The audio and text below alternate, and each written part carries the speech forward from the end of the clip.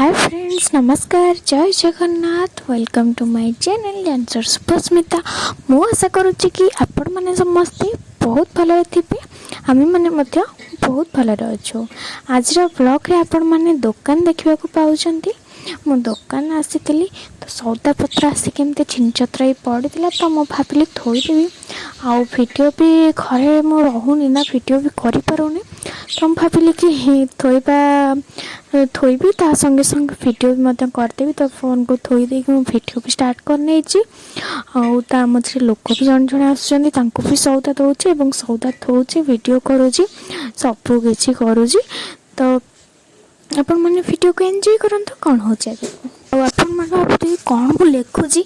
Actually बाकी जो मैंने नौचन से तो खाता लेखा हुए तो जो मैंने बाकी नौचन मझे मझे गोटे गोटे लिखी दौची।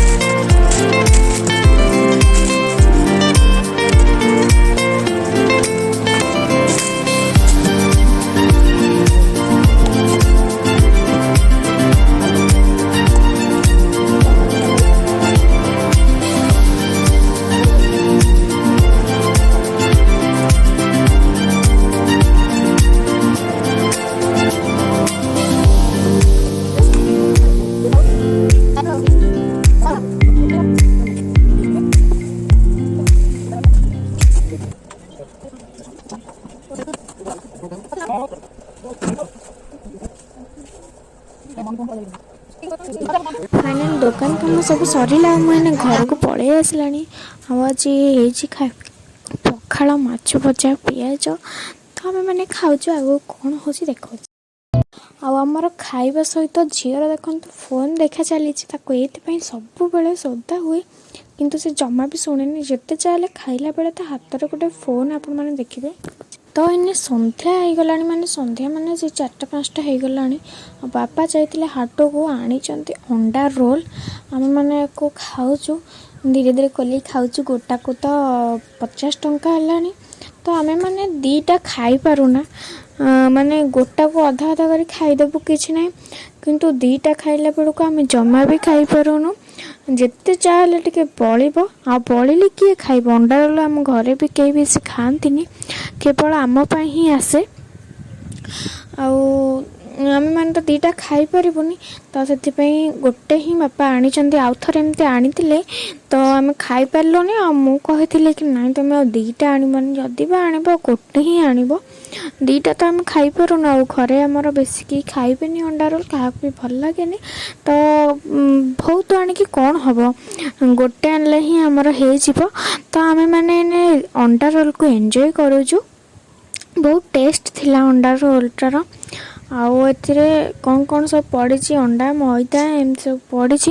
ମୁଁ ଭାବୁଛି କି ୟୁଟ୍ୟୁବରୁ ଦେଖିବି କେମିତି ଅଣ୍ଡା ରୋଲ୍ କ'ଣ ହୁଏ, ତ ବନେଇବି ଥରେ କେମିତି କ'ଣ ଟେଷ୍ଟ ଲାଗୁଛି। ଯଦି ଭଲ ଲାଗୁଥିବ ତାହେଲେ ଆପଣମାନଙ୍କ ପାଖକୁ ମୁଁ ନିଶ୍ଚୟ ସେୟାର କରିବି ଅଣ୍ଡା ରୋଲ୍ର ରେସିପି। ମୁଁ ତ ଜାଣିନି, ଯଦି ୟୁଟ୍ୟୁବ୍ ମାରିକି ଦେଖିଲି ମୋତେ ଶିଖିବାର ଉପଯୋଗୀ ହେଲା, ତ ମୁଁ ଆପଣମାନଙ୍କୁ ନିଶ୍ଚୟ କରିକି ଦେଖେଇବି କେମିତି ତା'ର ଟେଷ୍ଟ କ'ଣ ରହୁଛି। ତ ଅଣ୍ଡା ରୋଲ୍ ସହିତ ଆମର ପୁରା ପାଟିଟା ଜମୁଛି, ପାଣି ପିଆ ବି ଚାଲିଛି ମଝିରେ ମଝିରେ। ମୁଁ ଟିକେ ଖାଇଦେଉଛି, ତାପରେ ଝିଅ ପାଟିକୁ ବି ଟିକେ ଦେଇଦେଉଛି। ଦେଖିପାରୁଥିବେ ଆପଣମାନେ ସେ କେମିତି ଖାଉଛି। ତ ଏମିତି ଖାଇଲେ ମୋତେ ଜମା ବି ଭଲ ଲାଗେନି, ଏମିତି ଆଣ୍ଠେଇକି ଖାଇଲେ ଡାହାଣୀଙ୍କ ଭଳି। ତ ମୁଁ ଲାଷ୍ଟକୁ ତା ପାଟିକୁ ହିଁ ଦେଲି, ଘାସ ଖାଇଲା ଭଳିଆ ଡାହାଣୀ।